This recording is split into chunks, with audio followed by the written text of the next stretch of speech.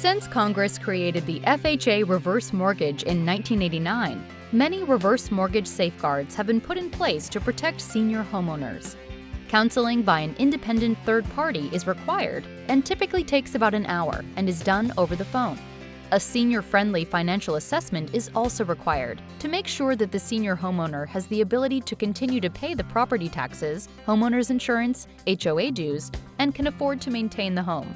For a spouse who is not 62 at the time the reverse mortgage is originated or who is not named on the title to the home, these non-borrowing spouses are protected by allowing them to stay in the home with no principal and interest payment after the borrower passes or moves into a healthcare facility for more than 12 consecutive months. Since a reverse mortgage is a non-recourse loan, borrowers have no personal liability for the loan. So, responsibility for repayment is transferred from the borrower to the home. Reverse mortgages insured by FHA that have a line of credit term or tenure payment cannot be frozen or canceled as long as the borrowers live in the home as their primary residence, pay their property taxes, homeowners insurance, and homeowners association dues on time, and maintain the home. There is never a prepayment penalty on a reverse mortgage, and homeowners are free to refinance or sell at any time they choose.